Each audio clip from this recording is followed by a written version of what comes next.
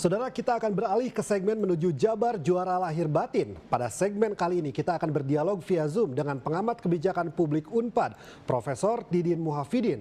Tema yang akan kami angkat terkait dengan mengatasi kemacetan Kota Bandung sebagai ibu kota provinsi menuju Jabar Juara.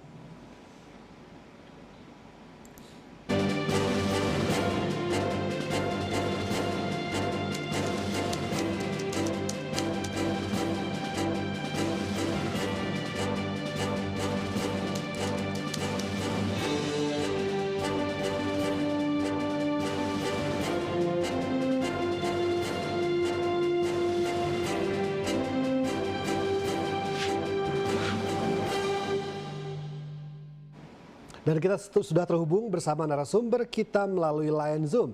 Assalamualaikum warahmatullahi wabarakatuh, Prof. Waalaikumsalam warahmatullahi wabarakatuh. Sehat, Mas Tagar? Alhamdulillah. Prof, sehat, Prof? Alhamdulillah. Agak lama nih Kak dengan bareng Mas Tagar. Iya, udah lama. Sekarang alhamdulillah sudah profesor ya. Alhamdulillah. Akhirnya Mas Tagar.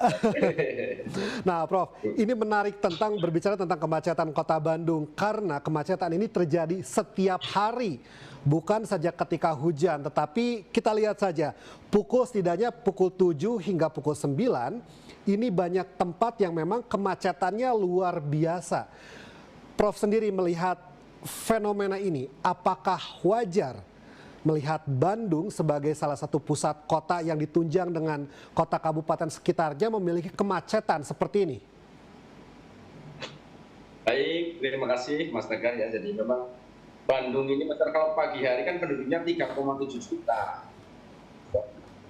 Kalau malam hari barulah 2,5 juta ya. Ini kan luar biasa ya pertumbuhan penduduk di kota Bandung ini ya. Dan kalau kita lihat pertumbuhan penduduk roda 2 ya, kendaraan roda 2 di Bandung itu bayangkan 300 ya unit per hari ya. Ini sudah luar biasa ya, atau sekitar 108.000 per tahun. Dan kendaraan roda 4 itu rata-rata 15.000 per tahun. Artinya apa di sini ya, Saudara Mas Tagar ya, pemerintah harus berani mengambil kebijakan yang cepat ya. Artinya apa? Ke depan ya harus ada angkutan massal yang memang lebih bisa mengatasi kemacetan ini. Salah satunya ya kalau menurut saya ya di Bandung harus sudah ada MRT atau LRT. Dan ini kan ada bantuan sampai dengan dari pusat dan provinsi. Mudah-mudahan ini segera terwujud, Mas Tagar ya. Oke, Prof. Memang beberapa tahun terakhir, setidaknya pemilu yang terakhir ini gitu ya, banyak sekali kepala daerah yang tidak memprioritaskan transportasi publik dalam janji kampanyenya. Tapi faktanya sekarang bukan saja kota Bandung, tetapi kota-kota lain pun, terutama yang menunjang kawasan Jakarta, kota Bandung, bahkan sekarang Garut pun sudah macet gitu ya. Kembali ke Bandung, sebetulnya seberapa susah sih, Prof, jika ingin menggalangkan misalkan transportasi umum untuk masyarakat ini? Baik, ya. Jadi memang ini kan kalau dalam kebijakan kan ada pendekatan struktural ya. Hari ini Mas Tagar memang tidak ada garis hierarki ya provinsi dengan kabupaten kota. Artinya apa? Itu harus ada kerjasama ya antar daerah dan itu sudah diatur ya dalam Undang-Undang Nomor 23 Tahun 2014 itu ya tentang pemerintahan daerah. Hendaknya Kota Bandung, Cimahi, Bandung Barat, Kabupaten Bandung dan Sumedang ini bisa langsung mengadakan MOU ya. Artinya apa? Mustahil ya tanpa adanya kerjasama ini kemacetan di Kota Bandung bisa diselesaikan. Idealnya ya kalau kita belajar di daerah lain, misalkan di Jogja ada ring road ya. Kalau di sini ada ring road ya, kemudian apalagi ditambah dengan MRT dan LRT ya, mungkin itulah dalam jangka menengah dan jangka panjang yang akan bisa mampu menyelesaikan kemacetan di Kota Bandung. Kalau dalam jangka pendek, ini hendaknya tadi ya kerjasama ini misalnya ya, angkutan untuk karyawan ya itu disediakan oleh pabrik ya, oleh kantor PNS, misalkan ada bis PNS. PNS Kota Bandung disiapkan bis oleh Kota Bandung. Ya. Tinggal ditentukan misalkan di titik mana nanti pegawai ini tunggu. Nah ya, sehingga paling tidak minimal membatasi kendaraan dari para PNS Kota Bandung yang mau ke kantor, dan itu kantornya kan rata-rata di pusat kota yang memang menjadi simbol-simbol kemacetan di Kota Bandung. Itu Mas Tagar. Pak, jika kita berkaca ke luar negeri gitu ya Pak, transportasi umum pun kan ini disupport, disubsidi oleh pemerintah. Jakarta sudah seperti itu gitu ya, ada link dari angkot ke Transjakarta. Jika Bapak hitung Pak, sejauh ini penelitian yang sudah dilakukan gitu ya, kira-kira seberapa besar Pak dana yang dibutuhkan oleh Kota Bandung atau penyangga Kota Bandung ini untuk bisa mensubsidi masyarakatnya agar bisa mendapatkan satu transportasi umum yang layak gitu Pak? Besarkah Kak Pak, atau memang ini terlalu besar untuk dilakukan atau seperti apa Pak? Betul ya, memang perlu anggaran yang tinggi, makanya saya membaca juga di media ya, Kota Bandung akan mendapat bantuan dari Pemprov dan pemerintah pusat, Mas Daniel. Ya. Ya. Ada yang tidak mungkin tercover oleh Pemprov Bandung, ya PBD Pemprov Bandung. Dan bahkan Insya Allah awal tahun ini katanya ya sudah akan ada MRT ya, mudah-mudahan sudah mulai mau dilelang. Ya. Dan ini kalau betul, subhanallah, saya kira ini Kota Bandung akan menjadi kota yang sangat nyaman. Ya. Karena bagi saya, ya, kewajiban utama pemerintah kan mensejahterakan rakyatnya. Ya. Dan salah satu bentuk mensejahterakan rakyatnya, membuat rakyatnya aman dan nyaman. Salah satu cara membuat pemerintah rakyat aman dan nyaman, artinya transportasi harus ya memadai. Ya itu ya Mas Tagar itu. Oke, Prof, jika kita menelusuri, mungkin Profesor juga mengetahui banyak negara yang sudah memiliki transportasi yang ideal. Menurut Profesor sendiri, butuh berapa lama kawasan Bandung Raya ini bisa terkoneksi oleh transportasi umum dengan harga yang murah untuk masyarakat? Baik ya, kalau kerjasamanya cepat dilakukan, ya itu sebenarnya dalam 2-3 tahun sudah bisa. Ya, masing-masing kabupaten kota yang terlibat dia bisa menyiapkan anggarannya di APBD. Ya, berapa yang dibutuhkan pasti di situ akan iuran masing-masing daerah. Kenapa? Yang kerja di Kota Bandung kan mayoritas orang Kabupaten Bandung, ya orang Kota Cimahi tinggalnya rata-rata kan yang kerja di Kota Bandung kan di daerah Cibiru, ya Cileunyi, pokoknya Kabupaten Bandung lah. Ya. Nah, tinggal dibutuhkan ada berapa, masing-masing daerah mampu menyumbang berapa persen. Nah, diharapkan kalau dianggarkan misalkan tadi ya dalam 3 tahun berturut-turut, ini insya Allah transportasi massal sudah bisa diselesaikan dengan baik, Mas Tagar. Oke, 3 tahun sebetulnya bisa selesai ya, walaupun tampaknya akan baru dimulai sekarang integrasinya, dan semoga saja ini menjadi murah juga karena beberapa masyarakat beralih ke motor karena menganggap bahwa motor ini ongkosnya lebih murah gitu ya daripada naik kendaraan umum. Nah, Prof, jika kita melihat anggaran yang sudah ada dan juga harga yang ditetapkan oleh angkot sejauh ini, apakah sudah ideal jika kita bandingkan dengan penghasilan masyarakat di Kota Bandung? Ya, baik Mas Dagar ya. Jadi tadi kalau dengan angkutan massal ya kan pasti ada subsidi, ya. Mas Dagar. Ya, harus ada subsidi dari tadi pemerintah yang bekerja sama. Subsidinya mau berapa persen? Ya tadi ya tergantung dari anggaran yang disiapkan oleh masing-masing daerah. Ya.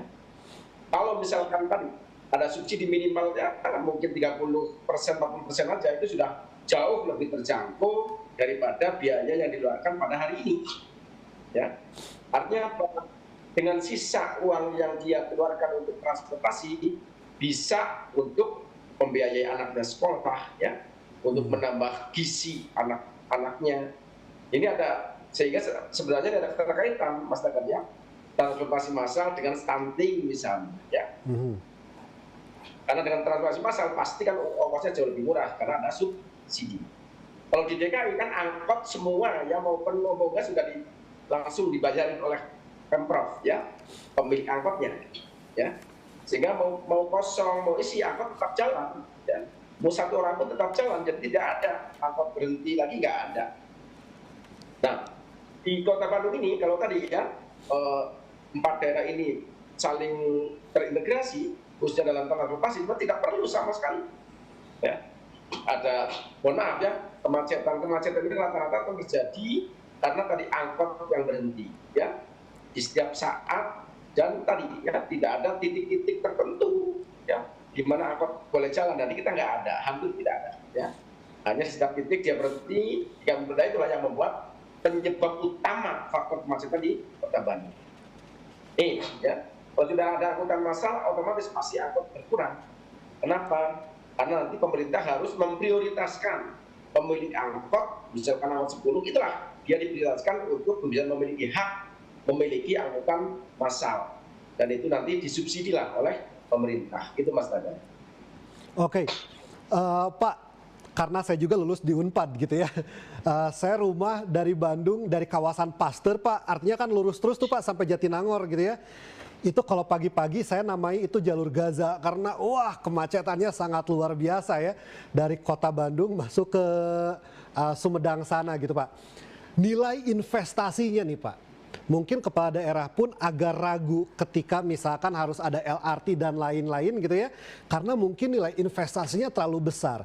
Menurut analisis sejauh ini Pak, untuk pengadaan bis, untuk misalkan LRT di kawasan Bandung Raya, nilai investasinya apakah kuat Pak? Kota Bandung dengan kabupaten kota penunjang ini bisa membuat satu sistem transportasi yang terkoneksi satu sama lain Pak? Ya, sangat kuat ya, dengan 5 daerah ini sangat kuat sekedar ya. Di Jogja kan ada cuma 3 daerah, Yogyakarta, Sleman, Bantul, itu bisa bikin ring road ya, dan dia bikin angkutan massal bis itu semua lewat ring road ya. Makanya angkot ya sudah tidak berguna lagi ya, karena memang di ring road itu nanti keluar di mana ya, semua sudah tertolak. Nah, kalau tadi kita di perbatasan semua sudah ada ring road yang mengelilingi Kota Bandung, akan keluar di Cimahi, keluar di Sumedang, ya, keluar di Lembang, keluar di mana. Nah, otomatis ya di situ kemacetan akan sangat terurai. Ya. Jadi Sabtu Minggu yang biasanya Lembang macet, kalau ada ring road nggak perlu. Ya, karena mungkin dari Lembang langsung tembus ke Pasteur misalnya, ya, langsung masuk pintu tol. Dan mungkin yang agak mahal kan biasanya tanah. Ya. Nah, tanah ini bisa menggunakan tanah-tanah milik pemerintah, Mas Dana.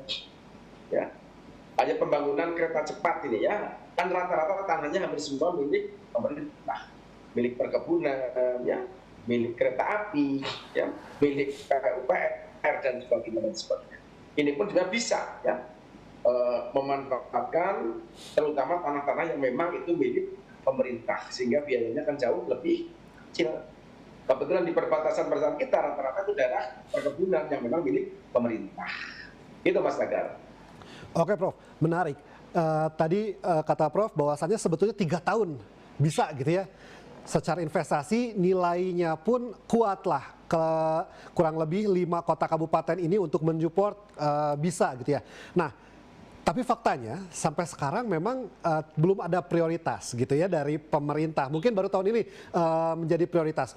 Menurut Prof sendiri, tantangannya apa sih Prof? Tantangan terbesar dalam membuat sistem transportasi yang nyaman, yang terkoneksi, karena di sini bukan saja Bandung saja, kota kabupaten lain di wilayah Jawa Barat bahkan di Indonesia pun tampaknya mayoritas belum memiliki sistem transportasi yang baik.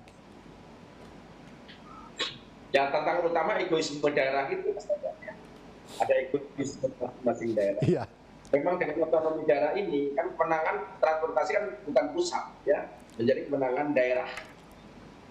Beda dengan hukum ya, keuangan, agama, itu kan kewenangan pemerintah pusat ya. Transportasi itu kewenangan daerah. Nah di sini ya, ketika itu kewenangan daerah ya tadi masing-masing daerah akan memiliki ego yang tinggi. Untuk itu diperlukan pemimpin, mohon maaf, misalnya Pak Gubernur lah ya, di sini selaku koordinator utama untuk mensinkronkan ya, agar dari mulai penganggaran sampai nanti pengimplementasian, nanti bisnya pun dimiliki ya, saham bersama ya, 5 kabupaten, pembangunan jalan dibiayai 5 ya, kabupaten. Toh yang menikmati adalah bukan hanya orang Bandung ya, tapi seluruh warga di 5 kabupaten kota inilah yang pasti akan menikmati kenyamanan hidup baik di kota Bandung maupun di tempat tinggal dia yang di luar kota Bandung tetapi mencari nafkahnya di kota Bandung. Gitu Mas Tagar. Jadi pemimpin-pemimpin kita harus banyak-banyak ngopi bareng ya Pak ya, supaya ngobrol gitu ya, menyamakan persepsi gitu ya. Nah, Prof, tentang tadi menarik selanjutnya tentang ada arogansi dari setiap kota kabupaten. Sebetulnya masyarakat seperti saya inginnya misalkan ke pantai selatan itu ya udah ada satu transportasi umum yang nyaman gitu ya seperti bis, karena tampaknya di negara-negara maju sudah melakukan hal seperti itu. Dan juga Prof, ada informasi bahwasannya jalur-jalur kereta pun yang lama akan kembali dibuka, bukan saja dari kota Bandung tetapi wilayah-wilayah lain seperti Garut itu sudah akan terkoneksi dengan jalur kereta. Untuk Prof sendiri, seefektif apa nanti jalur kereta ini akan digunakan sebagai jalur transportasi orang yang memang ingin bekerja atau orang yang ingin berwisata? Karena biasanya perpindahan orang ini kan bukan saja untuk bekerja. Jauh dari itu orang yang datang ke Bandung pun banyaknya ingin berwisata. Seperti apa Prof? Betul, saya kira menarik sekali ya. Ini kan salah satu program PT KAI ya. Kalau sekarang ada Bandung Ciwidey itu ya pakai kereta ya, Bandung Garut hidupkan kembali ya. Saya kira ini sebuah terobosan lah bagi PT KAI ya. Karena sampai hari ini ya, sebenarnya kalau memang ada kereta pasti pilihan utama orang akan naik kereta ya. Sepanjang tadi ya terjangkau biayanya, karena hari ini kenyamanan di kereta sudah teruji lah ya. Kalau dalam pelayanan publik kan minimal ada 4 hal tuh, Mas Tagar ya. Pertama tangible, bukti nyata. Nah sekarang bukti nyatanya sudah teruji, ya. Kereta nyaman, tidak ada pedagang, ya, yang masuk. Kemudian stasiunnya juga bagus, ya. Keretanya juga bersih. Nah itu loh, ya. Minimal tangible sudah ada. Yang kedua empati, ya. Pelayanan kereta, ya. Ini saya kira sekarang menimbulkan empati lah dari masyarakat, ya. Kenapa? Ya dengan kenyamanan tadi ya, dengan apa semuanya sudah bukti fisiknya bagus, ya, otomatis melahirkan empati dari masyarakat. Kalau ini betul-betul lagi terwujud, saya kira ini bisa mengurangi penumpang mungkin kalau bisa sampai 60%, Mas Togar ya. Orang memanfaatkan kereta dan mungkin baru 40% bisa menggunakan bus tadi, ya. 3 tahun ke depan angkot harusnya sudah hilang, ya. 3-4 tahun ke depan di Bandung sudah tidak perlu ada angkot lagi, ya. Kalau angkutan massal, ya, baik tadi ke depan moda MRT, termasuk menghidupkan jalur-jalur kereta yang tinggal menghidupkan kembali, ya, karena memang dulu sudah berjalan. Kemudian yang ketiga dalam pelayanan adalah silakan responsif. Ya. Inilah ya, pemerintah harus cepat merespon. Karena apa? Ya kota Bandung sebagai salah satu kota termacet ke-14 ya di Asia, ini kan luar biasa ya. Artinya apa? Citra ya kota menjadi kurang baik ketika ya kemacetan menjadi makanan sehari-hari. Nih ya. Yang terakhir pelayanan baik itu harus ada asuransi, apa? Harus ada jaminan dari pemerintah. Ya. Dan termasuk jaminan tadi ya kenyamanan, termasuk jaminan kecelakaan, ya, termasuk jaminan kalau ada apa bencana dan sebagainya. Ya mohon maaf ya, hari ini asuran kayaknya agak sangat berkurang ya, seolah semua tanggung jawab sendiri. Itu ya, baik mobil parkir pasti ada di sana ada tulisan di karcis ya, mobil hilang atau barang hilang tanggung jawab sendiri. Ya, padahal sebenarnya sekarang sudah dengan adanya ombudsman ya, dan ombudsman itu salah satu jaminan pemerintah terhadap pelayanan publik. Itu Mas Tagar. Oke, baik. Terima kasih Pak Didin atas waktunya. Semoga saja ini membuka perspektif masyarakat bahwasannya mendapatkan atau memiliki transportasi umum yang layak itu sangat mungkin dan juga bisa menjadi pertimbangan untuk memilih calon pemimpin wali kota dan juga bupati ke depan yang bisa memprioritaskan transportasi publik. Hatur nuhun karena waktosnya. Wassalamualaikum Tapi warahmatullahi wabarakatuh. Terima kasih Mas Taga. Sehat-sehat Pak.